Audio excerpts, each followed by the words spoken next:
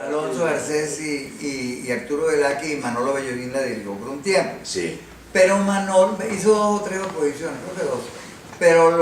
Pero Manolo es artista y entonces es muy difícil para un artista dirigir una galería porque lógicamente el artista tiene sus preferencias, sobre todo durante el auge de la modernidad, donde pues había una confrontación muy fuerte, digamos, por decir algo, entre el arte figurativo y el arte abstracto.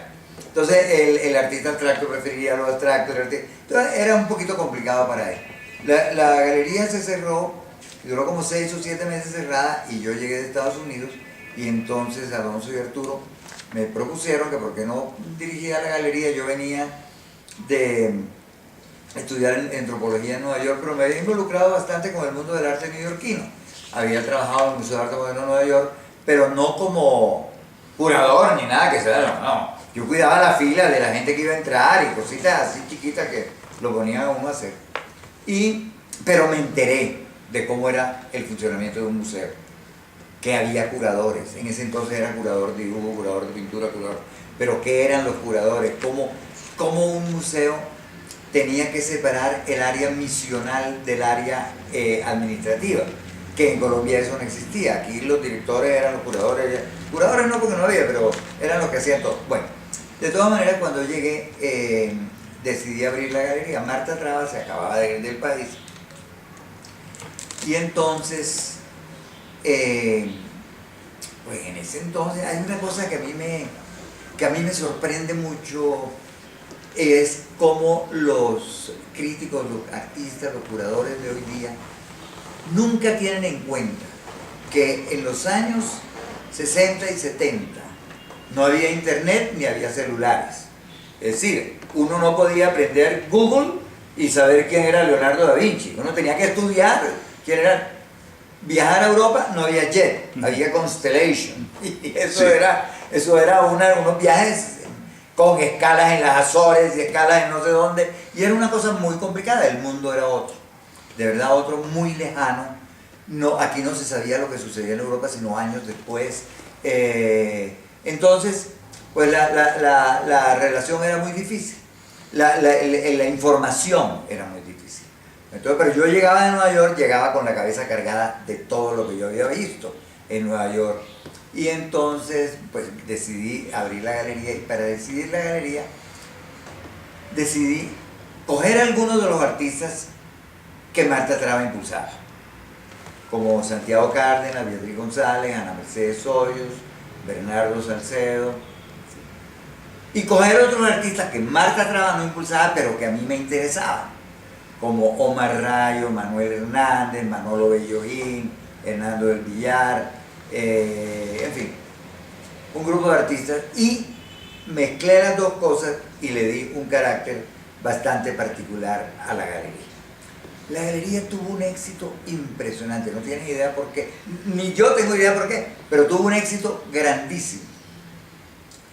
Hasta el punto que las galerías que ya funcionaban en Bogotá, como la de Casimiro Eiger, la de La Central y la de otras 2 galerías, siempre estaban como muy a la defensiva conmigo, porque yo tenía a la gente joven realmente, y ellos tenían a Obregón y a Botero y a esa gente. Entonces,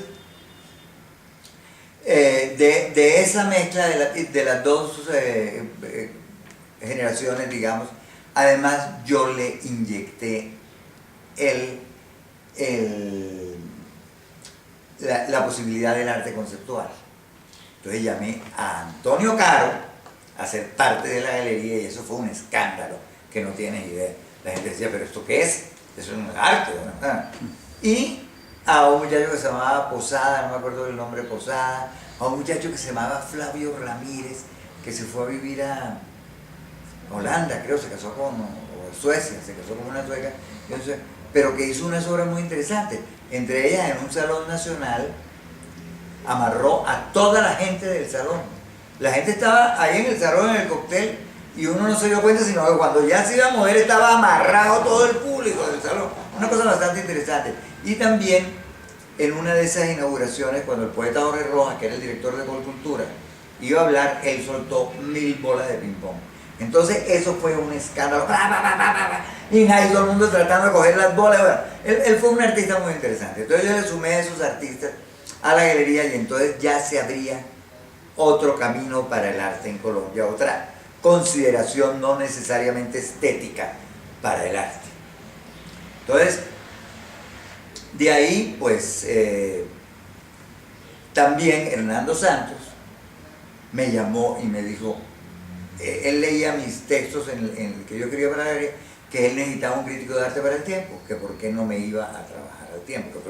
Entonces yo le dije que bueno, empecé a trabajar en el tiempo, lo que hoy no sería bien considerado, porque era director de una galería y hacía crítica, eso obviamente hay pues, conflicto de intereses, y en las otras galerías lo resentían, por supuesto. Pero de todas maneras, yo en ese momento la cosa era tan incipiente, el mercado del arte era ninguno. Mejor dicho, el mercado del arte en Colombia en ese momento vendía a Obregón, y vendía a Botero, y vendía a Grau. Pero que yo creo que ni Negrete ni Ramírez, yo creo que ni hasta a ellos les costaba trabajo.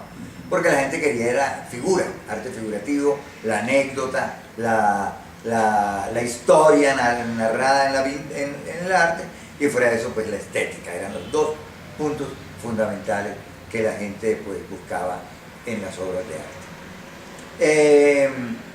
Ahí en la Galería, durante el tiempo que estuve en la Galería Belarca, no me acuerdo, sí, yo daba clases en el Atadeo, dictaba clases en el Atadeo, y en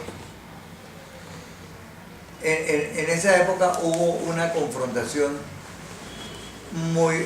Colcultura suspendió los premios del Salón Nacional. Y al suspender los premios del Salón Nacional, los artistas y nosotros consideramos que era la única plata de Colcultura gastada en el arte. ¿Cómo iban a suspender los premios del Salón si era lo único que le daban a los artistas? La única manera que los artistas tenían de supervivir. Sobra decir que en ese entonces no había residencias, que en ese entonces no había becas, que en ese entonces no había todo lo que hay hoy en día, ¿no es cierto? Porque siempre hay que ponernos en ese contexto, de que no había Google Writers, no había personas que escribieran a base de Google, no había personas que leyeran, bueno. Entonces, yo organicé un salón que se llamaba el Salón del Atadeo, que fue un éxito inverosímil. Fueron, bueno, desde Obregón y Negrete y todos los grandes nombres de su momento, hasta los artistas jóvenes participaron en el Salón del Atadeo. Eso, entonces como ves, yo era muy, ¿cómo se dice?, muy militante en ese momento del arte. Yo era muy fogoso, me movía mucho entre la galería y la crítica y el salón y la cosa, ¿no es cierto? Entonces yo era como una persona como muy militante y hacíamos reuniones en la galería. Pues era un momento, eso es otra cosa interesante de hablar, era un momento donde la bohemia era importante. La bohemia representaba una posición antiburguesa. Ser uno bohemio era de alguna manera no estar de acuerdo con los ideales burgueses de ser niño bien educado y todo ese tipo de cosas. Entonces había bohemia, entonces yo era como muy bohemio, tomábamos bastante traguito en ese entonces, nos reuníamos en la galería con Miguel Ángel Rojas, con todos estos artistas que te he nombrado. Miguel Ángel Rojas fue otro artista que involucré inmediatamente en la galería. Y bueno, y entonces a través de esos tragos y todas esas cosas, yo les informaba de lo que estaba sucediendo en Nueva York, de cómo era la movida allá, del arte conceptual, del minimalismo, de los cursos que había tomado el pop, que en ese momento era, bueno, el pop y el minimalismo eran como la vanguardia. Entonces eran unas tenidas muy agradables. Ellos me preguntaban, y yo viajaba permanentemente a Nueva York, ya en ese entonces, porque como había estudiado ya, tenía muchos amigos y toda la cosa, entonces yo podía viajar a Nueva York. Nueva York no era tan lejos como Europa, y ya de pronto apareció el jet y las cosas se hicieron más cercanas.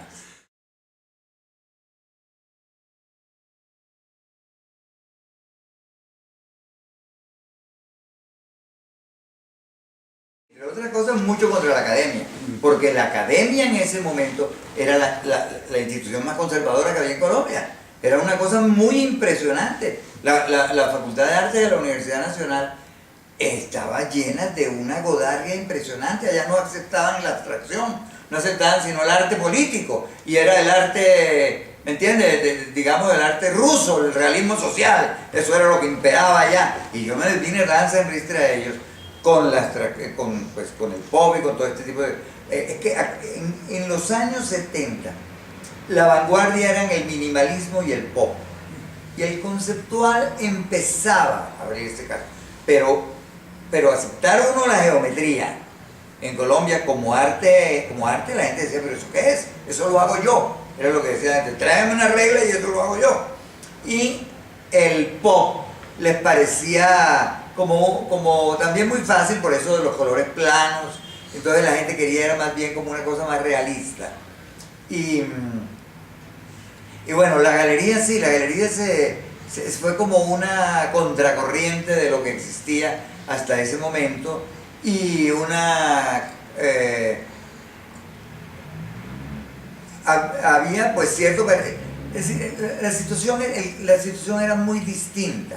La galería sí trataba de impulsar a los artistas, por lo menos le abría el espacio para que mostraran, y ya eso era suficiente para que un artista se sintiera que tenía un espacio donde mostrar, porque es que no había más espacio que la galería donde mostrar, y el Salón Nacional, que el Salón Nacional sí tenía una gran importancia en ese momento. Era el acontecimiento, es decir, una apertura del Salón Nacional era como una apertura de árbol. Iba todo Bogotá a la apertura del Salón Nacional y tomaban partido y se discutían. Entonces la galería sí representó una alternativa en cuanto a eso y en cuanto a la comunicación con los artistas conmigo, yo con ellos, los artistas con el público, en fin, ese tipo de cosas. Era una alternativa en ese sentido.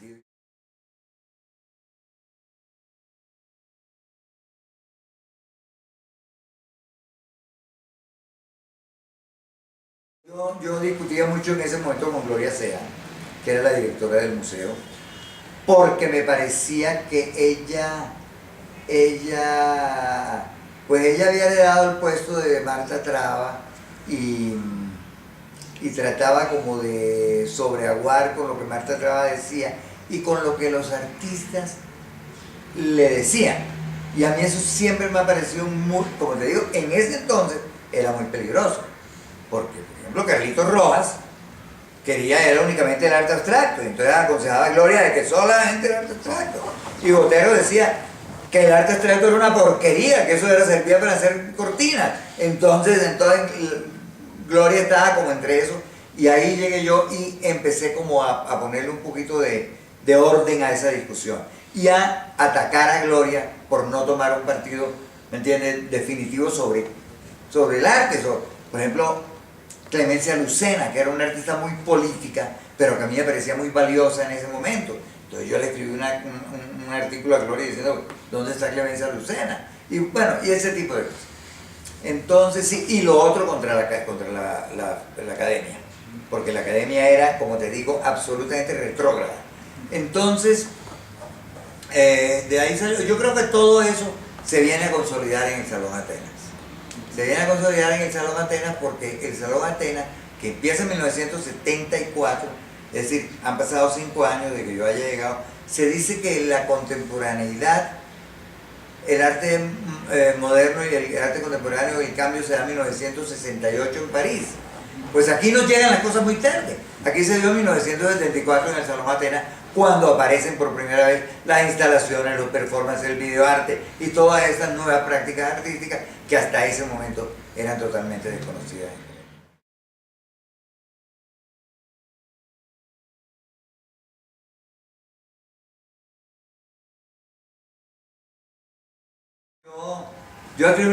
Gloria hizo una exposición en Buenos Aires que se llamaba Colombia 71, al cual llevó un grupo de artistas colombianos.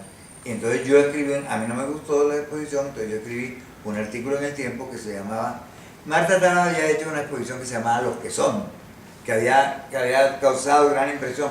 Entonces yo escribí un artículo que se llamaba Los que no fueron. Y entonces ahí atacaba tremendamente a Gloria. Y yo le tenía un poquito de miedo a Gloria en ese entonces, porque Gloria era una mujer muy poderosa. Pues del International Council del Museo de Arte Moderno de Nueva York, de todas esas cosas. Gloria trajo aquí al International Council del Museo de Arte Moderno de Nueva York, a los Rockefeller y a todo el mundo, a que vieran el arte colombiano en 1974, 5. Bueno. Entonces yo le escribí ese ataque de Gloria, y Gloria en una fiesta nos encontramos y yo me la escondía. Y me dijo, venga acá. Entonces yo fui y le dije, entonces Gloria me dijo, mire, usted está en esto para quedarse y yo también. De manera que en vez de estar peleando, vengas a trabajar al museo. Entonces yo me fui a trabajar al museo, me dijo, ¿qué puesto quiere? Como ya yo sabía que existían los curadores y todo ese tipo de cosas, le dije, quiero ser curador del museo. Y empecé como curador del museo.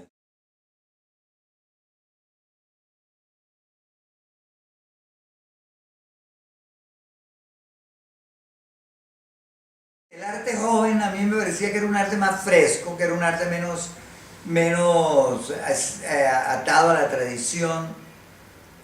Era un arte más, si se quiere, más internacional, que aunque el internacionalismo en ese momento ya lo había defendido Marta Traba a capa y espada, porque hasta ese momento el arte era muy nacionalista. Y cuando Marta llega y rompe y empieza con la abstracción y todo ese tipo de cosas, el arte pues se vuelve más internacional.